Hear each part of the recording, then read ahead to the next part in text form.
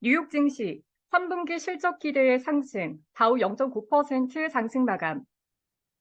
뉴욕 증시는 기업들의 3분기 실적에 대한 기대에 상승했습니다. 16일 뉴욕 증권거래소에서 다우존스 30 산업평균 지수는 전장보다 314.25포인트, 0.93% 오른 33,984.54로 거래를 마쳤습니다.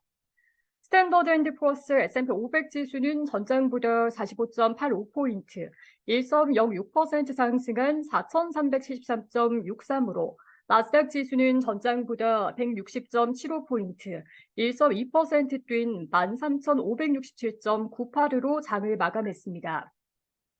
투자자들은 기업 실적과 연방준비제도 당국자 발언, 지정학적 긴장 등을 주목했습니다. 이번 주에는 S&P 500 지수에 상장된 11%의 기업이 3분기 실적을 발표할 예정입니다.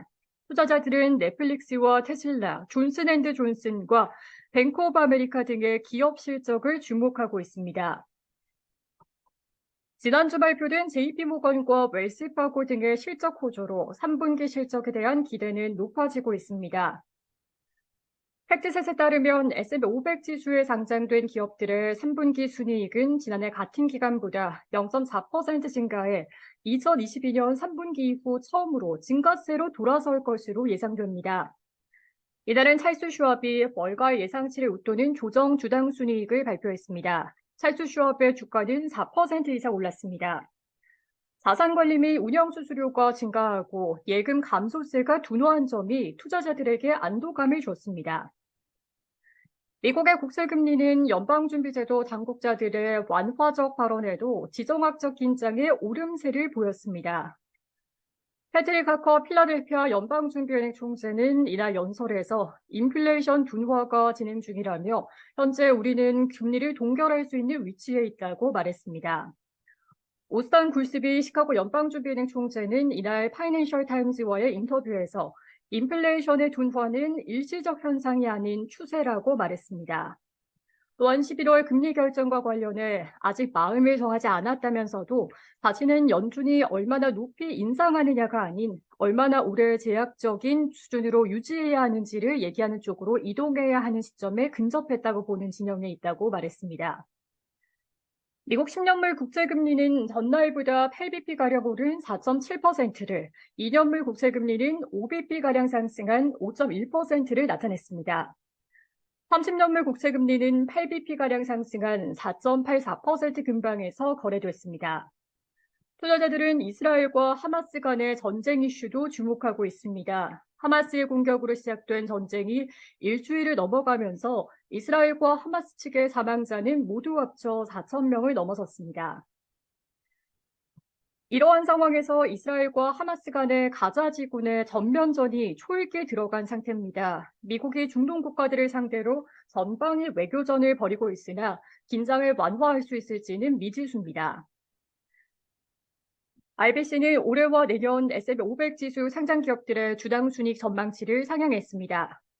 이에 따라 올해 말 S&P 500 지수는 4,700을 뛰어넘고 내년 말에는 5,300까지 오를 것으로 예상했습니다. 반면 모건 스탠리는 4분기에 지수 랠리 가능성이 줄어들고 있다며 S&P 500 지수의 올해 말 전망치를 3,900으로 제시했습니다. 이는 현 수준보다 10% 이상 하락할 것을 시사한 것입니다. 뉴욕 연방준비은행이 발표한 뉴욕주 10월 제조업 지수는 마이너스 4.6으로 전달보다 6.5포인트 하락했습니다. 지수는 다시 마이너스대로 떨어져 제조업 업황이 위축세임을 시사했습니다. 다만 이날 수치는 월스트리트저널이 집계한 시장 예상치인 마이너스 6보다는 나은 편이었습니다. S&P 500 지수 내 11개 업종이 모두 올랐습니다. 산업과 유틸리티, 통신과 임의소비재, 금융 관련주가 1% 이상 상승했습니다. 룰루레몬의 주가는 회사가 S&P 500 지수에 신규 편입됐다는 소식에 10% 이상 올랐습니다. 화이자의 주가는 연간 매출 가이던스를 대폭 삭감했다는 소식에도 3% 이상 올랐으며 포드는 대규모 리콜 소식에도 1%가량 올랐습니다. 약국체인 라이트에이드는 주말 동안 파산 보호를 신청했으며 주식 거래는 중지된 상태입니다. 뉴욕 증시 전문가들은 지정학적 긴장에도 연준이 금리 인상 기대가 낮아진 데다 국채 수익률이 최근 하락세를 보인 점, 3분기 실적에 대한 기대 등이 주가를 떠받치고 있다고 말했습니다. 펀드스트릿의 통리 리서치 담당 헤드는 지정학적 환경을 고려하면 투자자들이 경계하는 것은 이해할 수 있지만 수익률 하락과 연준의 금리 인상 가능성이 크게 낮아질 가능성, 3분기 실적이 긍정적일 가능성 등은 증시를 지지한다고 말했습니다.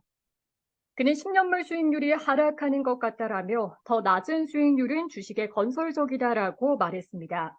또한 인플레이션 재반등 위험이 있지만 연준 당국자들이 장기 수익률 상승이 연준이 원하는 긴축을 이루고 있음을 시사하고 있다라며 이는 긴축 위험을 크게 낮출 것으로 예상했습니다.